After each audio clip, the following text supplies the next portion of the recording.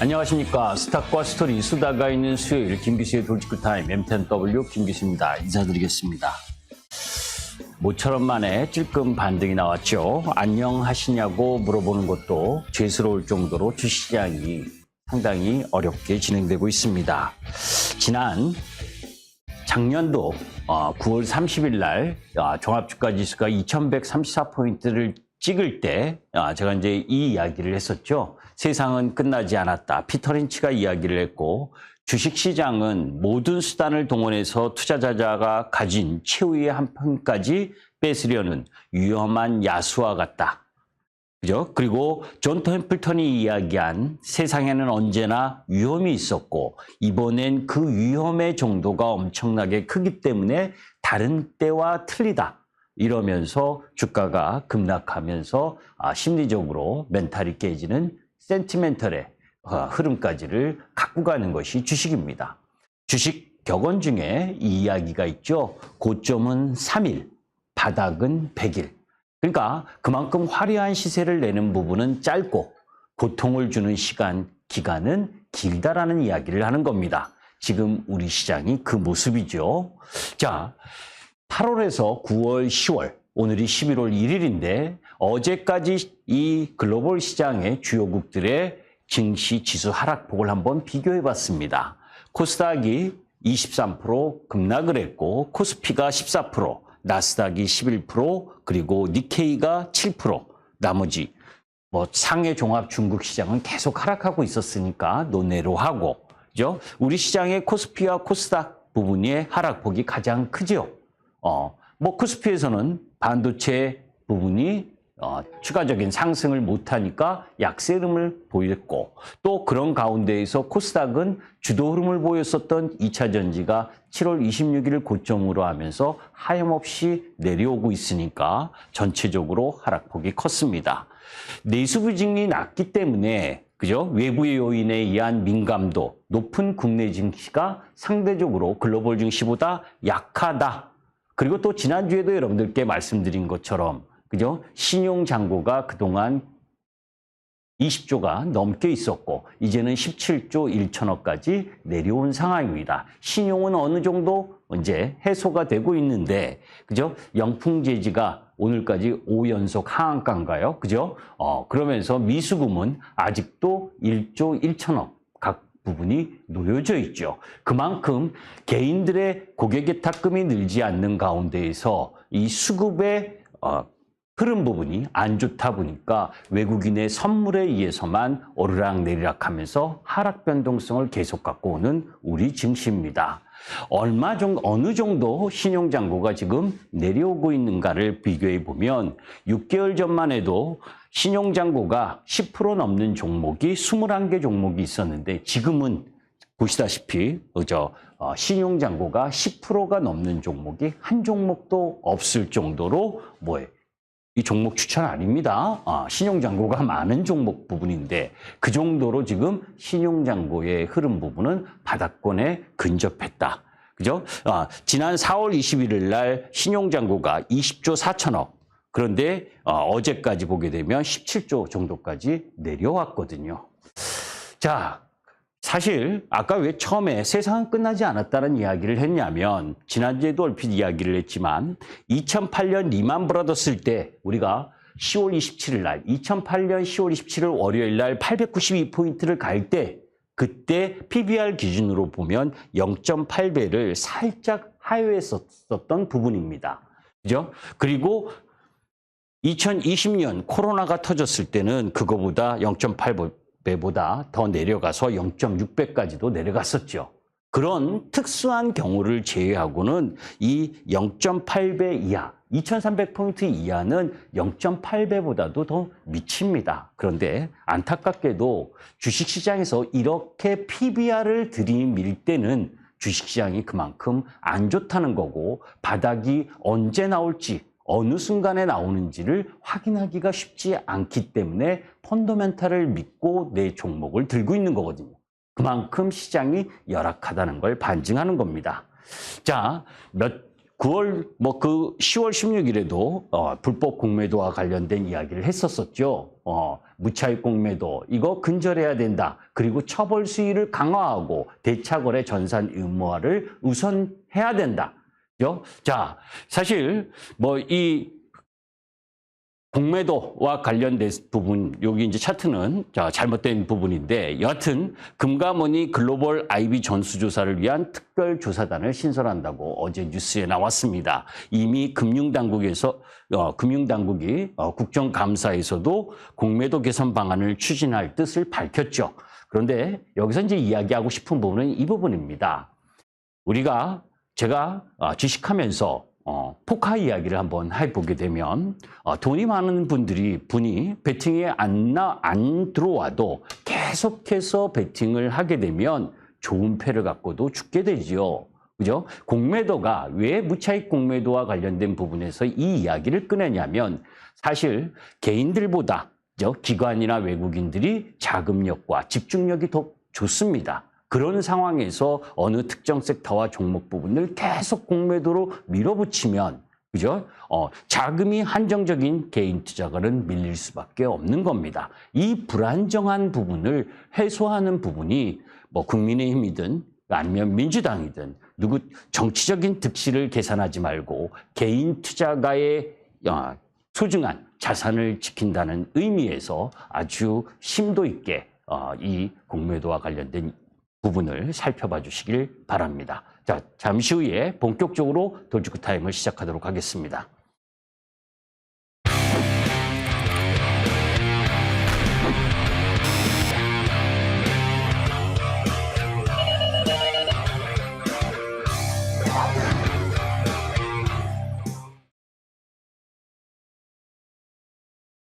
자, 어제 중국의 제조업 PMI가 발표가 됐죠. 제조업 PMI가 계속해서 반등을 조금씩 해서 지난달 50.2까지 올라왔었던 부분이 어제 발표에서 49.5로 내려왔습니다. 또한 비제조업 PMI도 예상보다 내려왔죠. 그러니까 중국 시장에 있어서의 경기 회복에 대한 기대감이 자꾸 꺾이고 있다는 걸 이야기를 하는 겁니다. 자, 그렇지 않아도 중국의 지표나 이런 발표할 때 그 수치를 신뢰할 수 없는데 그나마 좀 나아지고 있었던 부분이 내려온 부분. 이것이 저 경제에 대한 일정 정도의 부담을 느끼게 하는 거지요. 물론 10월은 중추절과 국경절 이래서 8일 정도 연휴를 가졌었잖아요. 그렇기 때문에 이런 산업 생산, 제조업, 비제조업에서 일정 정도 수치가 내려올 수 있다는 걸 감안하고 나서라도 지표에 있어서는 조금 안 좋은 모습을 보여줬다라고 보시면 됩니다. 자, 그런 가운데에서 유로존의 물가가 발표가 됐습니다. 2년 3개월 만에 최저 에너지 가격의 급락 영향 때문에 물가가 양호하게 나왔어요. 물론 PC 물가는 아직도 끈적하지만 그런데 여기서 중요한 건 유로존 경제가 3분기 GDP가 마이너스 0.1, GDP가 하락하고 있다는 거죠. 그죠? 이거 우리가 이야기하는 뭡니까? 디스플레이션에 대한 우려. 이 부분이 일정 정도 놓여져 있는 경기에 대한 부담을 느낄 수밖에 없는 상황이라는 거죠. 자, 그런 가운데에서 이전에 하마스가 10월 7일 날 공습한 내용 부분은 여러분들이 다 알고 계실 거고, 우리가 이런 이야기를 합니다. 이란이라든지 그리고 시리아라든지 레바논이라든지 요르단이라든지 이 주변 국가가 하마스를 도와주면서 확전으로 갈 가능성이 있지 않겠느냐. 저는 그 확률이 크지 않다라고 계속 이야기하는 쪽인데, 여튼 27일 지난주 금요일에 이스라엘이 지상전을 개시했죠. 이스라엘 부분이 지상전을 개시했음에도 불구하고 사실 시리아나 또 이란이나 요란하게 립 서비스의 말만 하지 실질적으로 이스라엘에게 큰 데미지를 입히는 행동으로는 나오고 있지 않습니다. 그걸 반증하는 게 그죠? 이번에 이스라엘이 하마스 근거지를 장악했다. 또 하마스가 곧 인질을 일부 석방할 거다. 왜 석방하려고 그러겠어요? 공격당하고 있는데. 그죠? 잘못하면 자기 본고지가 박살날 가능성이 높은 흐름이니까 그러지 않겠습니까? 그러니까 오히려 이 전세 부분은 그죠? 크게 확전되기보다는 조용한 흐름으로 갈 가능성이 크지 않겠느냐. 물론 예외도 있을 수 있습니다. 그런 가운데에서 토니 블링컨 미국 국무장관이 11월 3일 날 이스라엘을 재방문합니다. 그런 와중에 또 아랍 국가들도 방문할 가능성이 크겠죠. 그러면서 일시적 교전 중단이나 인도적 조치를 논의할 가능성이 높다라는 쪽으로 바라보면서 너무 확대 해석할 필요는 없겠다라는 말씀을 드립니다. 그 이유가 유가죠. 그죠? 사실 세계은행이 엊그제 유가 시나리오를 이야기를 하면서 이스라엘 하마스 전쟁 가정에서 최악을 가정하면 157달러 간다. 이런 만약에를 넣으면 그죠? 주식하기 어렵습니다. 이건 대응의 영역이죠. 그죠? 만약에 내일 북한이 침공하면 여러분들 주식 갖고 있으나 아파트 갖고 있으나 똑같을 겁니다. 자산 가치의 하락은 그죠? 이 확전의 최악 시나리오로 간다는 건 3차 세계대전으로 갈 수 있는 확률을 갖고 있는 거 아니에요. 그죠? 그런 만약에 너무 집중돼 있지 말자. 그죠? 악재 프레임에 너무 갇히다 보면 주식시장을 바라보는 시각 관점이 안 좋은 쪽으로만 바라볼 수밖에 없는 상황입니다. 만약에보다는 그런 가능성을 열어두되 그 몫은 대응의 영역이라는 거죠. 자, 이제 중요한 건 파월 입입니다. 그죠? FOMC 회의 내일 새벽에 결과가 나오죠. 이미 금리 동결이라는 건 98%가 금리 동결이라고 알고 있는 상황이에요.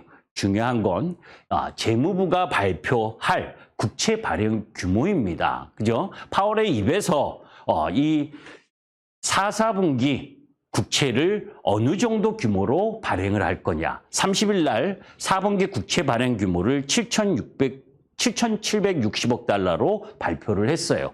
3분기에 1조 1,000억 달러 발행을 했고 4분기에 예상이 8천억 달러 예상을 했었는데 만약에 국채 발행 규모가 예상보다 높다면 그죠? 10년물 국채 금리가 4.9%를 넘어서서 5%를 넘어가는 흐름을 보여주겠죠.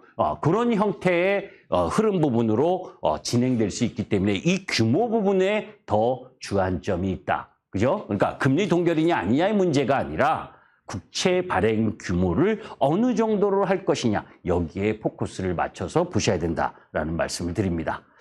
자, 그런 가운데에서 통계청에서 9월 산업활동 동향 발표를 했습니다. 2023년 9월 산업동향. 거기에서 오랜만에 트리플 증가하는 모습을 보여줬죠. 뭐냐면 설비 투자가 증가하는 모습을 보여줬고 그리고 산업 생산도 증가하는 모습.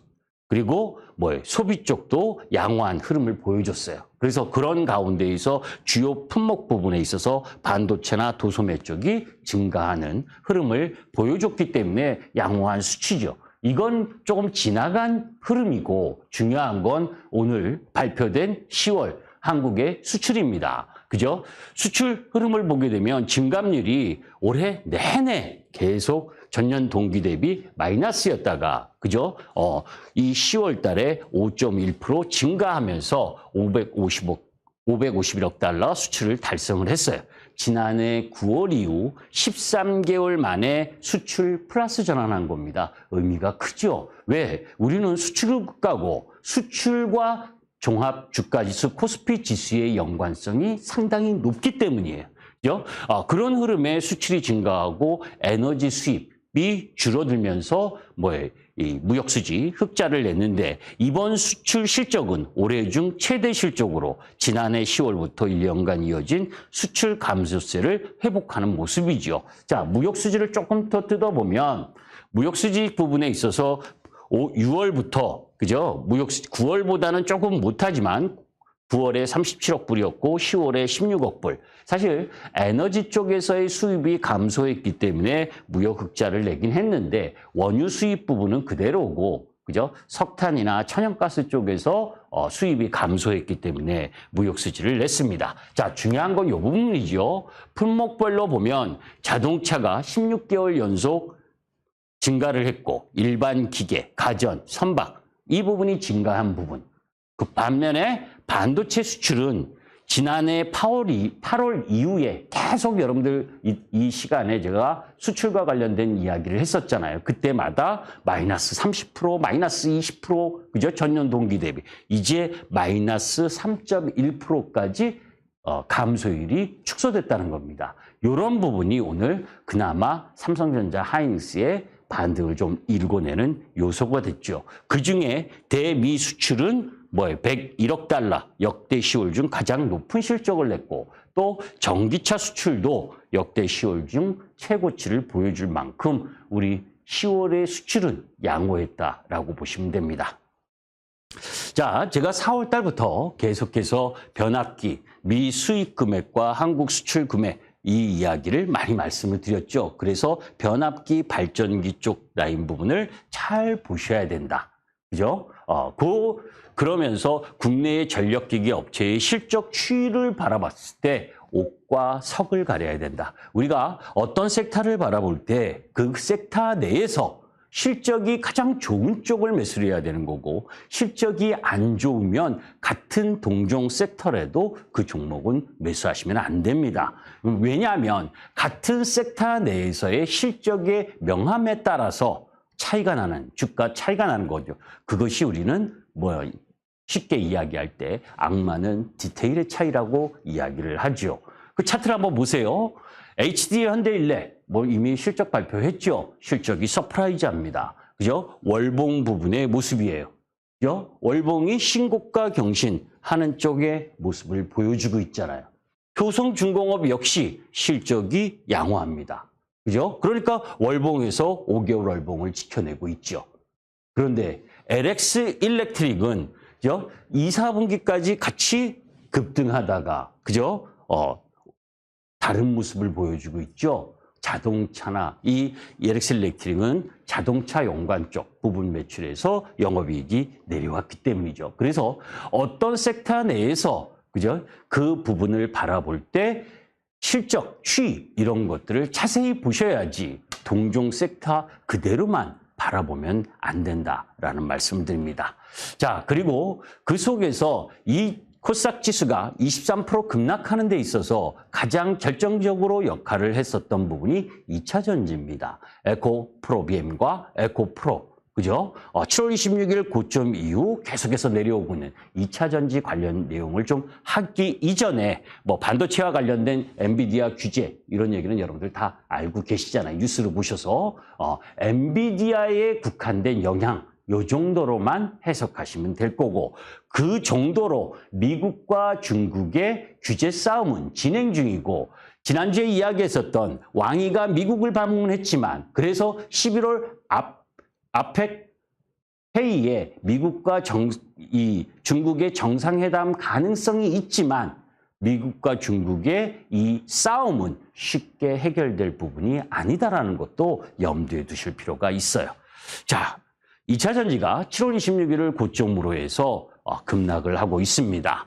혼돈의 전기차 시장이지요. 실질적으로 포드가 16조 원 규모의 전기차 투자 중단을 발표했고 GM이 미 디트로이트 전기차 공장 가동을 2025년으로 연기하면서 2022년에 세웠던 2022년과 2024년 동안의 전기차 생산 40만 대 목표를 폐기했습니다. 그죠? 그리고 혼다와 합작 저가 전기차 개발 프로젝트도 폐기했고 포드도 테슬라 멕시코 기가팩토리 공장 건설을 연기. 이 포드가 아닙니다. 테슬라입니다. 이거 잘못 적어주셨네요. 자, 이런 악재가 있었습니다. 그죠? 2차 전지 배터리 산업에 전기차가 제가 2차 전지를 엄청나게 좋아합니다. 전기차도 좋아하고. 그러나 악재는 악재인 거예요. 그죠? 이 악재 요인이 있었고 어제는 온세미컨덕터 차량용 반도체 회사에서 매출 감소에 대한 이야기를 했고 파라소닉이 또 영업이익을 낮춰잡는 그죠? 성장에 대한 부담을 안고 있다는 요인, 악재입니다. 그죠? 악재인 건 악재인 거고, 그래서 악재가 주가에 반영이 되었느냐, 아니냐를 살펴볼 필요가 있죠. 자, 이 포드, GM, 그리고 테슬라, 이 수요 둔화 우려에서 거기에 또 따른 미국 대선 변수, 뭐 이런 여러 가지 내용들이 있어요. 그런데 글로벌 완성차 전기차 전환 전략에 있어서 볼보나 현대 그리고 도요타는 이 악조건 속에서 오히려 전기차 생산을 늘리겠다고 합니다. 그러니까 기업별로는 그 상황에 따라서 투자 전략 부분이 틀리다는 거죠. 자, 여기에서 이제 하나 고민이, 유럽은 아까 경제 지표를 보았듯이 역성장 우려 이런 부분들 때문에 전기차 판매뿐만이 아니라 경기에 대한 부담이 크고, 그렇다면 뭐든 뭐 잘 팔리겠습니까? 덜 팔릴 거고. 그런 가운데 미국이 성장을 하고 있는데 미국 신차 구매 평균 금리가 7.4%, 금리가 7.4%입니다. 신차 구매 금리가. 그리고 신차 대출 60일 이상 연체 비율이 6.11%로 30년 만에 최고. 그러니까 그죠? 차를 사는 쪽에 있어서 금리가 너무 높고, 그죠? 대출 연체율이 높다 보니까 자동차를 구매하는 부분에 있어서 좀 다운되지 않겠느냐, 이런 우려가 있는 거죠. 이건 악재인 겁니다. 그죠? 그 악재 중에서 해소되는 악재는 또 뭐냐? 이거를 바라볼 필요가 있죠. 자, 전미 자동차 노조 파업 잠정 합의했다는 거 들으셨을 거예요. 그죠? 포드에 이어서 스텔란티스, 그리고 마지막까지 GM. 4년 동안 임금의 25%에서 30% 인상을 하는 중입니다. 지금 미국 시장에서 전기차 침투율은 그죠? 6.7%밖에 안 됩니다. 그죠? 미국 시장 친환경차 전체 판매 비율인데 거기에서 전기차 이 판매 비율이 6.7%밖에 되지 않는 상황인데, 이런 경제적인 흐름 부분에 안 팔리지 않겠느냐? 사실 작년에도 똑같았습니다. 작년 10월에서 12월에도 내년에 2023년에 경기가 안 좋아질 거니까 전기차 안 팔릴 거다. 그런데 경기가 좋아지니까 반도체나 다른 쪽은 괜찮다. 가정 자체가 잘못됐다 그랬죠. 그죠? 경기가 안 좋으면 대부분은 다 안 좋은 겁니다. 그죠? 자, 그런 가운데에서 아까 이야기했던 대선 1년 앞으로 거기서 트럼프와 바이든이 그죠? 이 차이, 지지율 격차가 5%, 6% 요거밖에 안 되니까 행여나 IRA의 변화 가능성이 있지 않겠느냐라고 두려운 겁니다. 사실 미국 하원, 상원 선거 이때도 그 이야기 똑같은 우려가 나왔었습니다. 그러나 IRA 법의 아버지 브라이언 디스가 IRA는 초당적 지지로 통과됐고 재정 적자 우려에도 보조금 유지가 될 거다. 왜냐하면 초당적 지지, 그리고 미국의 아까 보셨던 이 대선 판도 내에서 공화당 우세 지역인 텍사스와 테네시주, 이런 주로 공화당 지지색이 강한 곳에 배터리 공장들이 설립되어 있기 때문입니다. 일자리가 가장 중요하죠. 그죠? 대통령이 밥 먹여줍니까? 먹고 사는 게 가장 중요하고 일자리가 최고인 게 민주주의 국가인 겁니다. 자, 그런 가운데에서 안 좋은 이야기만 있냐? 아까 말씀드린 것처럼 어제 토요타가 미 배터리 공장에 추가 투자한다. GM과 포드 그리고 테슬라가 망설여질 때 토요타는 약진하겠다는 거잖아요. 이런 모든 것들을 보면 악재에 대한 부분들이 이제 주가 가격에 일정 정도 반영됐다. 그런 상황에서 이제 여러분들이 그죠? 이 가격에서도 두려워할 흐름은 아니다라는 겁니다. 이상이고 잠시 후 6시 10분에 그죠? 악재 프레임에 갇힌 시장과 섹터에 있어서의 전략 부분을 여러분들과 함께 할 텐데, 아까 시간이 30분이 상황 속에서 좀 빨리 이야기를 해서 잘 이해하시 못하신 부분도 여러분들과 함께 하겠습니다. 저 MT 밴드 저 김기수 사진 클릭하고 들어오시면 김기수를 만나실 수 있습니다. 힘든 시장이지만 희망이 있는 시장 또한 주식시장입니다. 김기수였습니다. 감사합니다.